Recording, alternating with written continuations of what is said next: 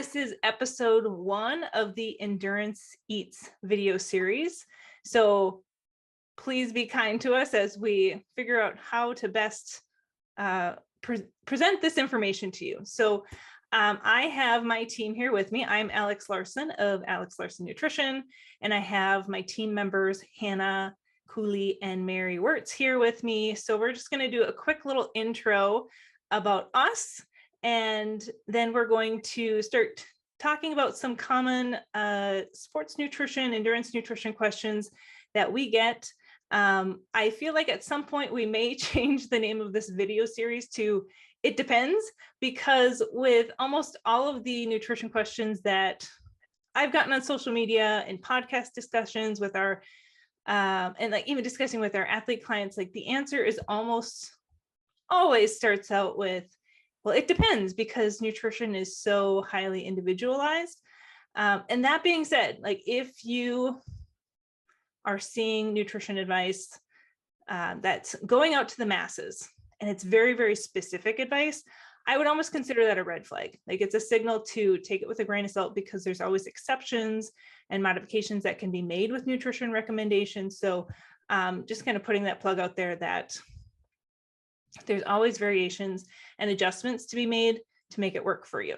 So real quick, an introduction to myself and Alex Larson Nutrition. So I, prior to having kids, was really into triathlons. And in 2014, I crossed the finish line of Ironman Wisconsin. And it was that moment where I remember thinking, like, holy cow, if I didn't know what I was doing with nutrition, this day could have gone really, really poorly. And I will say, you know, Hannah, you've done Ironmans too. Like the second half of the run portion of an Ironman is like a war zone. There are people like, you know, having things coming out of all sorts of orifices of themselves. Like it's a battle zone. So just witnessing that and knowing what role nutrition can play, that was where I really felt my calling in terms of like, okay, if I'm going to start my own business, I definitely want to work with endurance athletes. They're my people. I understand them wanting to do really epic events. And I have this expertise as a dietitian, like, let's get them fueling really well and feeling their best and getting the most out of all of the training and effort that goes into training for these massive events, whether it's a marathon, half marathon, an Ironman, a 100-mile race. You know, we want you to feel your very best. And so that's where this whole thing stemmed from, is crossing the finish line of Ironman Wisconsin. And so in 2018, I started this business. And in 2021, I made it a full-time gig for myself. And then we got really busy and I needed help. And so Hannah and Mary are here with me now, and they are amazing. I feel like I have literally hit the lottery twice in finding both of you, because you're just like, we're just such a fun team to work with. And now I have the brain power of all of us three to help support our athlete clients even more so, which is really fun. So Hannah, let's start with you. I'd love to just have you introduce yourself and kind of your background. My name's Hannah.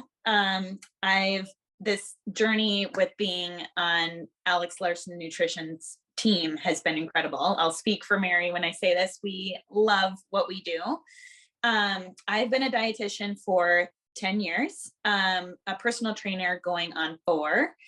And I love the blend of the two. As far as my endurance background goes, I was a runner throughout all high school, hockey by way of just being a Minnesotan. I feel like that's kind of a rite of passage. Ran in college at the University of Wisconsin-Madison. I was a 2-time All-American there. Post-collegiately, when I met my now husband, he's the one who actually got me into triathlon. So I ended up coming home one day from work and there was a beautiful triathlon bike sitting in our living room. So I literally had no choice to enter the sport, but I loved it immediately. And I remember in 2016, we were at the Ironman World Championships because my husband had qualified and we were there. And I was sitting on a Leahy Drive and I was like, I'm never doing this event ever. Because as Alex said, I was in the war zone of the run. And I was like, what is going on? I'm never going to do this. And then fast forward 2 years, I ended up doing Ironman Madison. Loved it.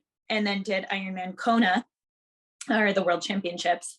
And like Alex had mentioned, when you said like, okay, this is what I want to do, I found how important and how crucial nutrition was, not only to perform my best, but to even have my like mental wits about me during the race.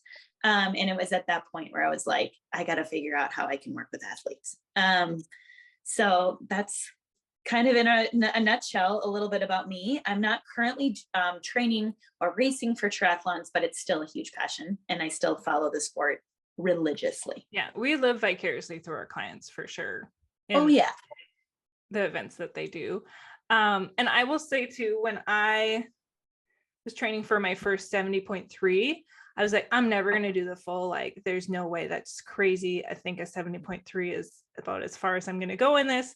And as soon as I crossed the finish line of the 70.3, and like, just, we curse in these video series, just so you know, but I literally said like, oh, fuck it, I'm just going to do the full. And so then within like a couple months, I signed up for Ironman Wisconsin. So it's just, if you're in triathlon, you know, like, it's a very addicting sport, but it is super challenging. Like, just the reason why I haven't been doing it is just because it's so difficult to train for 3 different events when you have young kids. And I don't know how parents are able to do that. Like, I got too much going on. So at some point when my kids are older and don't want to spend every second of the day with me, I would love to get back into it for sure. So Mary, let's hear from you. Like, tell us your background. Yes. And a little bit more about where you're at.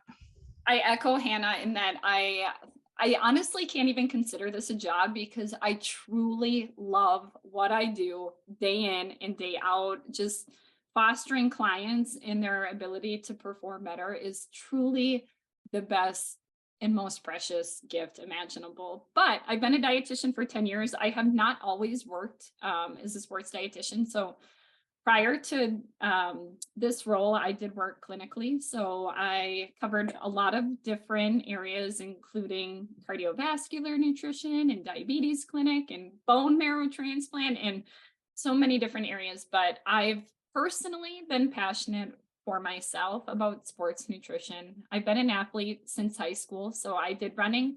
I did by default Nordic skiing competitively, because it was just the same coach for cross country and Nordic skiing, and then track and field. So I decided to compete collegiately, and I was a 3-time All-American. And since college, I just have competed. I competed post-collegiately. I competed while pregnant. I ran the 2019 Fargo Marathon. Yeah, this is how we know that Mary's really fast, when she qualifies for Boston 5 months pregnant. I think the best part of that was having like 10 bathroom stops during the race. And, you know, for me, running is such an important mental outlet as a mom. And even I think it is one of the few constants in my life that I turn to when I'm stressed, when I'm overwhelmed, when I just need alone time. And I am absolutely in love with this sport. And it's carried me most recently to, even after I had my second daughter, I just felt better and more, I think, emotionally stable too, just training through that. I was able to qualify for the 2020 Olympic trials, and that was just quite the race. I always jokingly say I had the privilege to suffer, because if you know anything about that race, it was horribly hilly and horribly windy, and the combination of the two just was outrageous. But I've competed since that time frame, and also just did a marathon a couple of weeks ago. So I'm just really blessed to be able to, you know, continue to compete myself, but also give back to athletes who want to perform their best and do better. Yeah. I will say, as a mom now too, any sort of like physical activity is my like me alone time. So my jogging strollers are just collecting dust in our garage, because I'm like, why did I even spend money on these things? Because I don't even want to push a stroller. It's like pushing a parachute, and I just want some me alone time, which is funny, because like when you're pregnant, you're like, oh, I'm gonna get this jogging stroller and I'm gonna be one of those like moms pushing around. Nope, not at all. Like the nice thing is it kind of doubles as a strength workout though too. Yes. Yeah, I would prefer just to walk and push it, but like, oh man, like, Yes, for Ugh. sure. Yeah. All right, so I have 4 discussion questions. I was going through on my Instagram because every once in a while I'll do a Q&A. So I pulled out some of the most common questions that I've seen over the years to just get us started in this first episode of this video series to start discussing, just answering the question. Of course, starting out with it depends. But talking through some different scenarios of how athletes can go about making some changes to their nutrition. So let's just get right into it here. The first question, and this is probably one of the most common ones I hear, is it okay to train on an empty stomach? So I'm going to have Mary lead this one out for us. Yeah, I think we get this one a ton, and short answer, you guessed it depends. And I say that it depends in the sense that if it is a very, very light workout, I'm talking 20 to 30 minutes spin on a bike, 20 to 30 minutes just shakeout jog, light stretching, yoga, you're going to be just fine. Much beyond that, physiologically speaking, if your stomach is truly empty, it's probably been 3.5 hours since you last eaten. And for most individuals and most athletes specifically, that's really not going to be enough. Now, in my experience, it takes time to be able to train that gut. And I've had several clients most recently that this is one of their major downfalls, is historically they've not been able to fuel their body well prior to starting a workout. And if that's the case, we start out very, very small, so it's less overwhelming. And I'm talking even like 1 graham cracker. I'm talking half of an applesauce pouch, something like those mini granola bars. If you can't even tolerate solids, now is a good time to experiment with carbohydrate containing beverages like juice or scratch, or some of the endurance beverages that obviously contain carbohydrates. But what I often see is that it's the fear holding individuals back more than actually physiologically being able to stomach some of those foods. And it takes time. It takes time to really train that gut and to build progress off of that. I mean, wouldn't you ladies agree? Weeks, months, even a year, couple of years sometimes. Yeah, especially for those with a sensitive stomach. Absolutely. I would also say too, from even personal experience, like before I understood, especially when you have multiple workouts in one day, is like a triathlete, how important it is to fuel for every session. What first held me back was almost the time of it. It's like, I don't have time to eat something, when in actuality, it's really when you're consuming a carbohydrate snack, especially like say right when you wake up in the morning, you literally could be eating it as you're starting your run. Carbohydrates should sit pretty gently in the stomach. As Mary said, it can sometimes take a little bit of time, but it should be something so quick digesting that it literally won't feel like it's sitting. It's just giving you quick energy that you're going to use immediately. Yeah, absolutely. And then the goal then working with my clients is, even one most recently, is we just had her do a graham cracker and she got good at that. And I said, well, ideally we want to start to increase this a little bit more to hit your carbohydrate goals and fueling well before your workout. So we added a little bit of raw honey on there. And when she was able to tolerate that, we added even more honey on there. And when she was able to tolerate that, we did a few banana slices. And so it does take time. And sometimes it's going to feel like baby toddler steps, I should say. But really, really training your gut is so important for fueling adequately before some of those longer workouts.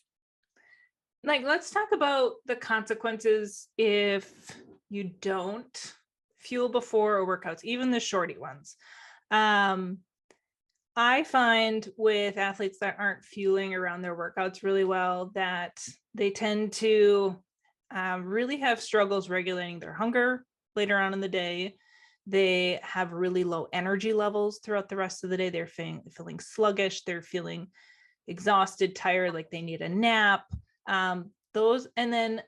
Sweets cravings in the afternoon, evening is a big one too, that Usually when I have that first kind of exploration call with an athlete and they start saying those things, and then they'll finally say, I don't really feel around my workouts. I'm like, oh, well, that's going to change. We're going to work on that, because it really can be such a game changer in just how you feel the rest of the day as well.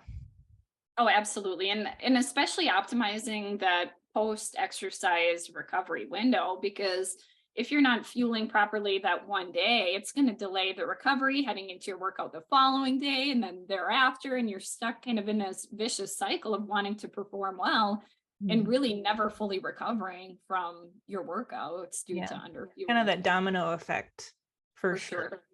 Mhm. Another thing that I see too, and like in my own experience, like as a mediocre athlete, where I will often do like 5:30 a.m. half an hour runs with my running buddy. I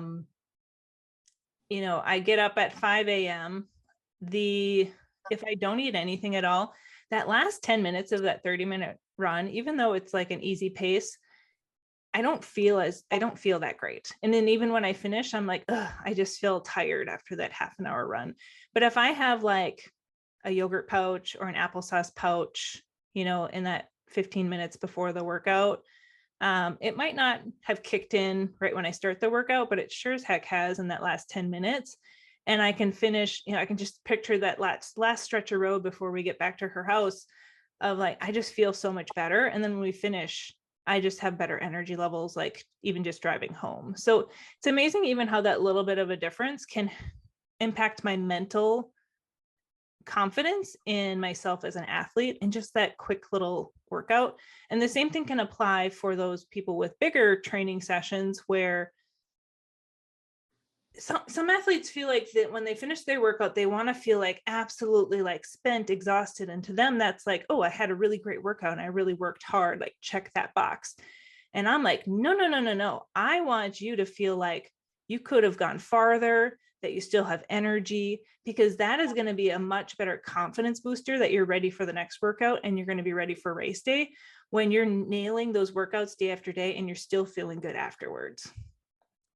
Absolutely. And I would also say, even if somebody was in like a different camp in the sense that they were like, all right, like maybe earlier on in their season where they have body composition goals and they're thinking that if they don't eat prior to a workout, it's saving them calories that could be getting them to a place where they're like, I'm going to get closer to my race weight. When the science actually does say that by and large, if you are not eating prior to a workout, eventually you will make that up. So it's really not necessarily like the timing aspect of it in the sense that like, oh, I'm going to get some kind of hormonal response by doing a fasted workout. That actually has been debunked. You are going to be able to put more energy, likely go faster in your session with seemingly less effort, because food is performance enhancing. And you're also actually going to get ahead of that recovery window, because it doesn't just matter what you're doing after the workout. It's actually just making sure that you're not dipping too far into those glycogen stores prior to, which is going to set you up for just trying to play catch up the rest of the day. Absolutely. And I would say too, almost all of my clients that have historically not fueled well prior to their workouts have struggled with increased cravings, overeating later on during the day. And again, it's that domino effect that leads them day in and day out to the subsequent overeating, not achieving the body composition goals, not refueling well. So yeah, even if you can start extremely small with some of those small granola bars, the apple, the yogurt pouches, the juice, any of those are going to be good starting points if historically you've struggled with underfueling prior to your workouts. Yeah, I would agree. One thing that I've noticed, and so I'm going to just start, and I'm going to kind of do a round robin here of like, what's my favorite thing to fuel with before a workout? I would say before a long run, I think this is pretty well known on social media, like definitely team pancakes. Like I usually make pancakes most Friday evenings for like breakfast for dinner for my kids, so that I have like pancakes already made up to reheat on the weekend. And so for like long run Saturday mornings, I try and have some pancakes about an hour beforehand, because a little bit bigger meal does tend to send a signal for your bowels to start moving things along to make room for it. And so if I eat that bigger meal about an hour beforehand, I can take care of the bathroom business before I start that run, and then I don't have to worry about those things either. So that can be a consideration too, of like timing of how you're eating those larger, bulkier meals to fuel your workouts, so that it doesn't interfere with like having to stop to use the bathroom during your, especially running, because we all have our own issues with the bathroom trips while running. So I'm curious your thoughts on like timing out those types of things as well. That's a good question. So I would say historically, I've really, a decade, 15 years ago, I was the underfueler for sure. And it was due to unwanted GI issues, on the run. So I typically didn't eat and was not getting the performance benefits, obviously, from that. And so over the years, I've trained my body to stick with what I know is tried and true. And typically I do toast or a bagel with a little nut butter, sliced banana, and honey. And then most recently for beverages, I've also started to add in some Scratch Super Carb, which is one of their new higher carb drink mixes. I have that here. I always keep fuel on hand as like a But I think it's important to know too, if that is what works for me, if that is what works for somebody else, there's no reason you need to change it. If it's not broken, don't fix it. Your body can tolerate it. It's safe. The only thing then, with easier and longer workouts is we would probably need to adjust the volume to make sure that you're getting enough for some of those longer days. But, I can't stress enough, there's no reason why you have to have a ton of variety in there if you know that if your body tolerates it well. Yeah. Exactly. Hannah, what do you usually use before, let's talk bigger workout? Because we talked about like smaller, shorter workouts. You can do the applesauce, graham crackers, but like for a bigger workout, what would you usually have? What's your go-to? Yeah. And I kind of, it's funny as Mary was saying that, I was like nodding my head because I typically love bagels because they are pretty dense in carbohydrate, but it doesn't necessarily feel that way. Like if you get a bagel, like it's not like they're that big. They can be about this big around, but they're almost 50 grams of carbohydrate typically. So I do love that. I love using honey on that as well because it's a very concentrated source of carbohydrate. So I can feel like I'm getting a lot without it feeling like it's sitting super heavy. So as Mary said, I love it. Like I'm a sucker for peanut butter and honey, especially when you toast a bagel. So that's typically like what I would do. Prior to the Ironman World Championships, again, the longer the duration, the harder the workout, you do need more carbohydrate. So I remember waking up, eating my breakfast. I think it was at like 3:30 or 4. Oof. And I used cream of rice. Cream of rice. I am a gluten-free athlete. And so I use that. It almost has like a grits consistency if you're not familiar.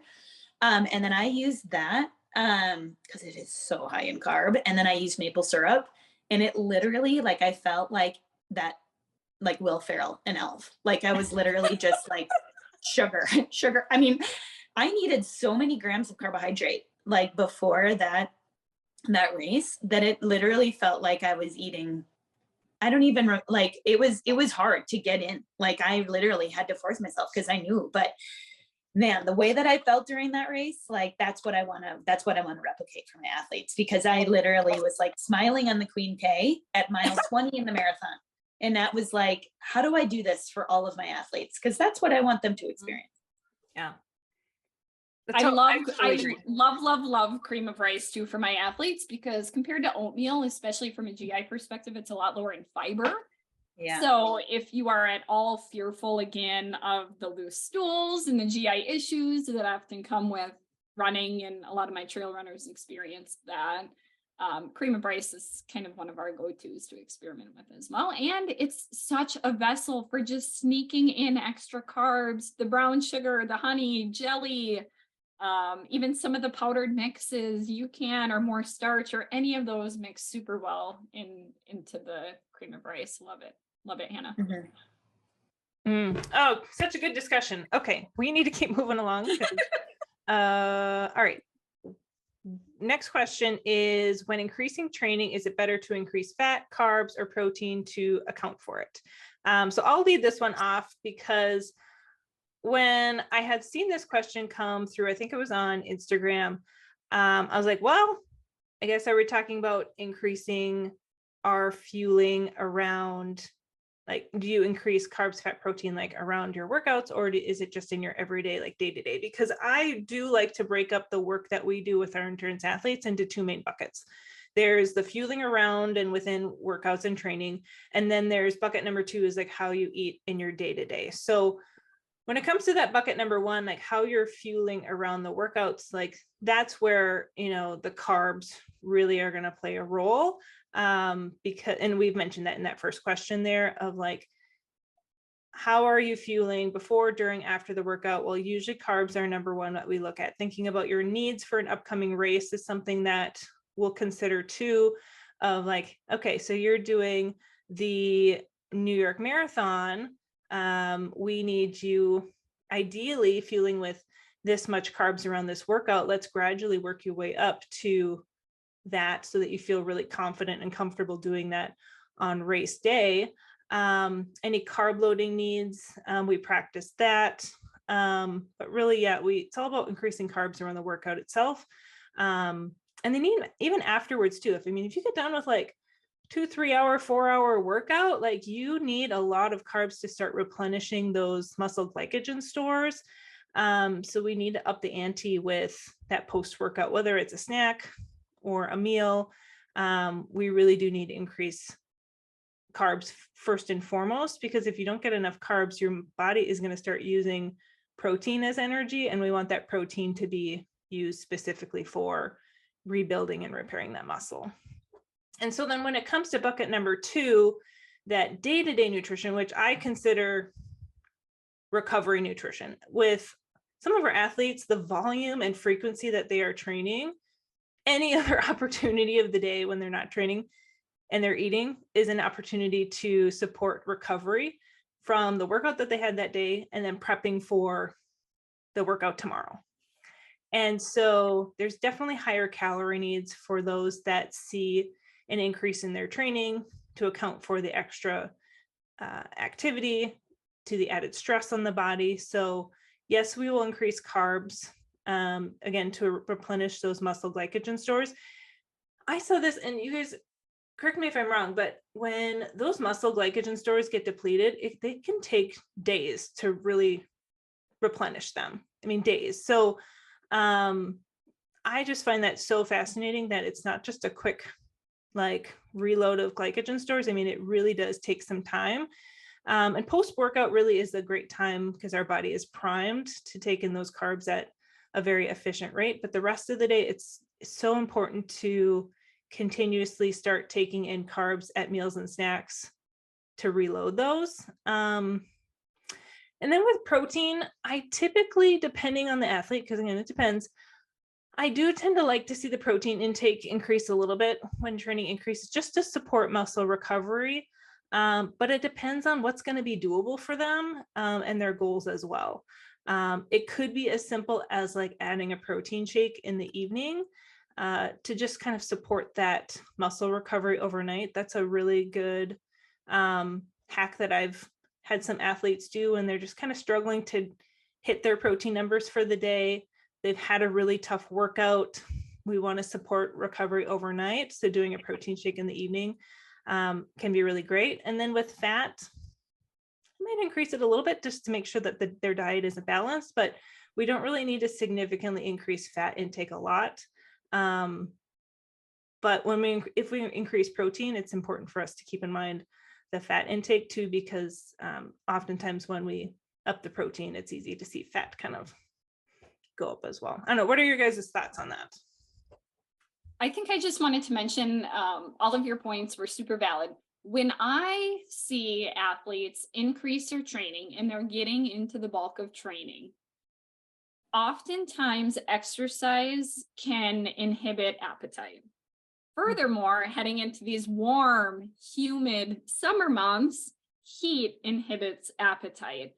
So these ideas are absolutely sound, but day in and day out, it can be super tricky to hit the nail on the head. And so sometimes, honestly, Alex and Hannah, I have clients set timers to remind themselves like, oh, it's snack time, or oh, I might need to have a protein shake and put some nut butter or even oatmeal in here to just balance out my nutrition a little bit more and sneak in a few more calories. So I think your points are absolutely valid too. And one other thing to consider would, again, be how much is your training increasing? And again, are there other variables that are going to start to influence your appetite? I see this one a lot, again, especially in the summer months and some of the higher altitude training environments as well. Yeah. And I think that's really good where, point.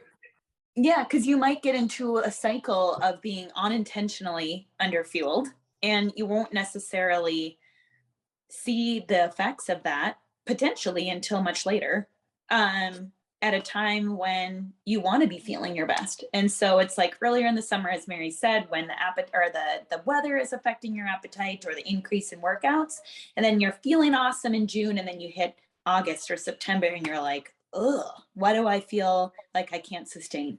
And it's really because, all right, like if we back up a couple of months, even if you don't think, okay, this isn't real time, it's still going to be affecting your training and your racing in the months to come. Yeah, I think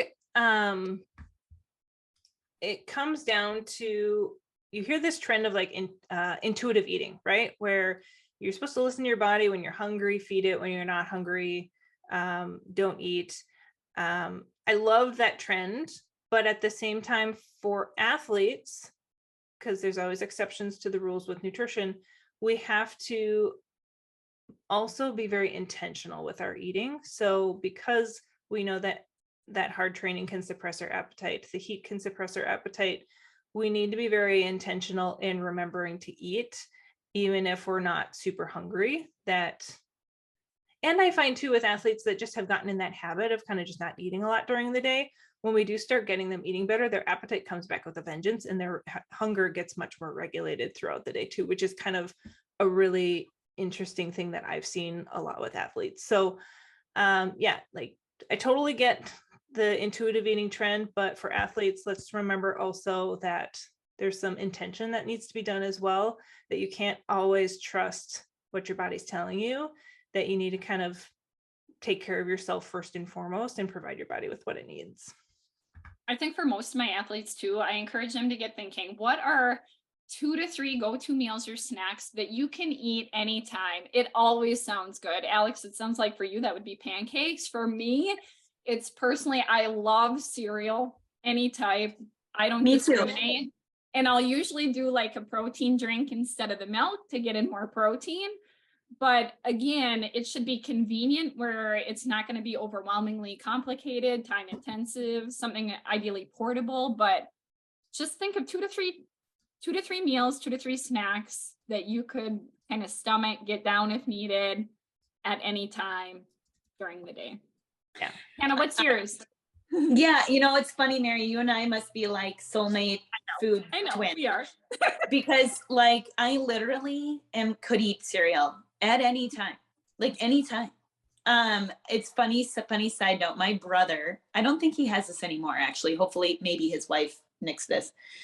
He had a shelf that was his morning cereal and his night cereal, and the morning cereal had to be like the healthy kind, like Raisin Bran or whatever, and the night was like his Trix or his Cinnamon Toast Crunch. And mind you, he literally just turned 40 years old. So cereal is great. Okay, you guys, this is a little side note, just in the sense of like macros. We talked about that. I have athletes that get in their head sometimes because they feel that like, all right, like I got my macros down, but I did not eat a vegetable, right? Just because I even found when I was thinking back to Ironman training, when you're doing 2 workouts a day, it's really difficult to eat vegetables prior to workouts. How do you counsel athletes? Like in the sense of like, all right, like they're not getting their vegetables in. They feel like they need it, but it's really hard in terms of timing or even appetite, especially after workouts. How do we get it in? Well, go ahead, Alex. Just a plug in for my blog at alexlarsonnutrition.com/blog. I do have a recipe in there for a spaghetti sauce that is made with entirely of vegetables. And I do really love like trying to blend in some veggies here and there, whether it's in a smoothie, which is always like a go-to standard for a lot of people, but in sauces, or even buying like frozen veggies or steam in the bag, like just some really simple, easy ways. It's not that you have to eat a huge quantity, but even just including it here and there throughout the day, just to get you started, I feel like can add up really quickly. But definitely check out that spaghetti sauce recipe, because my husband and kids are super picky and they don't really like vegetables, but they do love that sauce. And my husband like even hates to admit it, but he's like, it really is good. So just shout out to the blog. I love to add them into muffins and sweetbreads, because that way you're kind of killing two birds with one stone with getting in the carbohydrates post-workout, and it's easy to digest usually in the baked form. I love smoothies, and just kind of throwing them in there. Carrots, I mean, honestly, most of them you can't taste anyways, but you know, sometimes it's okay to get in 2 to 3 servings in your evening meal and not have them at lunch, right? I think what's generally recommended for the everyday non-active individual sometimes doesn't always translate to what works well for our endurance clients. So it is okay to backload your veggie intake. It's going to be just fine. Yeah.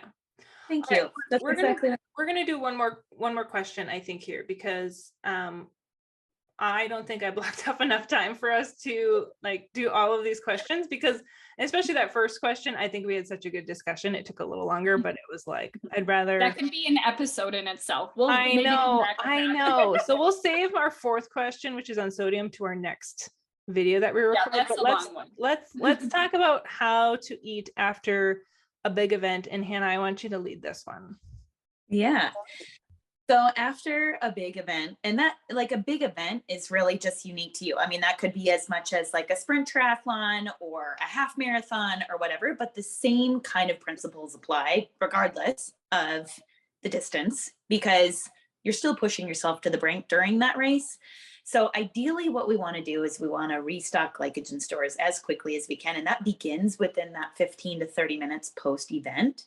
I do realize that this might seem like, how do I do that as I'm crossing the finish line, right? Now, a lot of races do supply you with some kind of fueling as you're going through the finishing chute. So even if it was something like a Gatorade that they have, just so that you're getting some carbs, you're getting some calories, you're getting some electrolytes.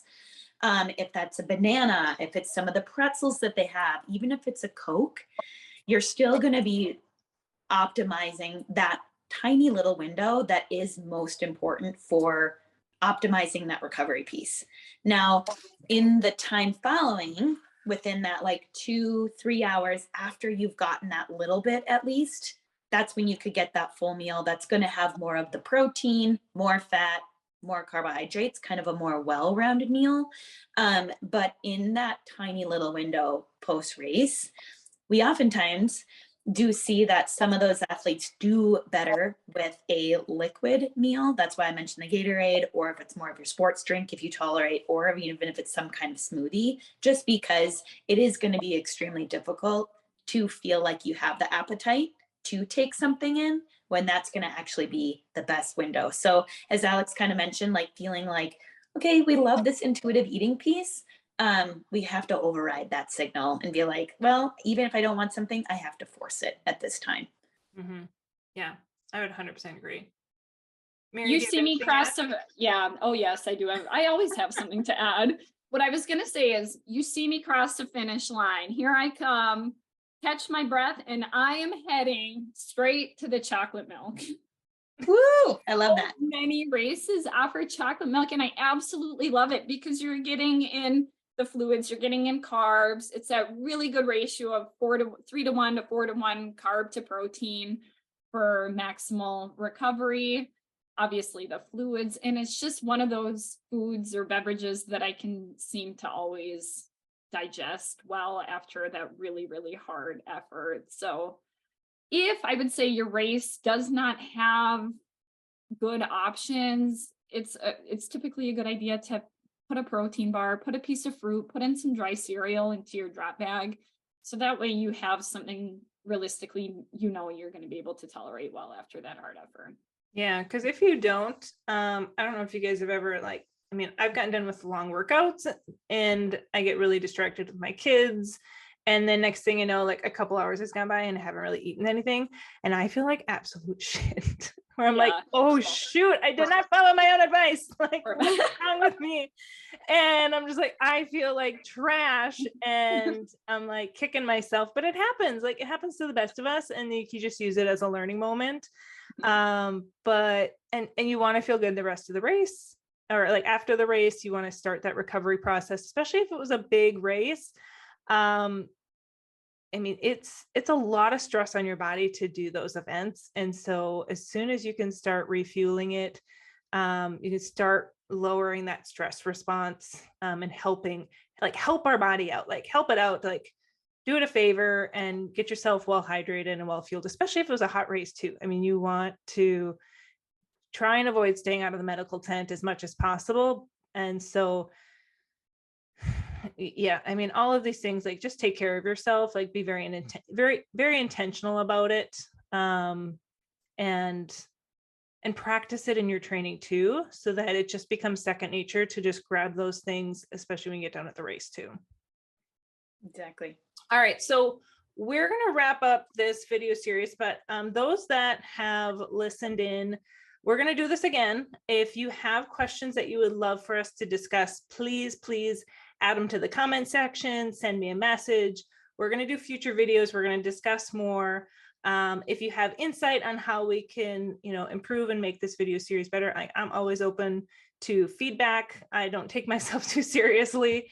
So really excited to kind of just build out this video series and keep discussing this, because I love you ladies so much. And this is just so fun to be able to nerd out and talk about the things that we're so passionate about. So, all right. Thank you ladies for your time today. We will wrap this up and hopefully do this again soon.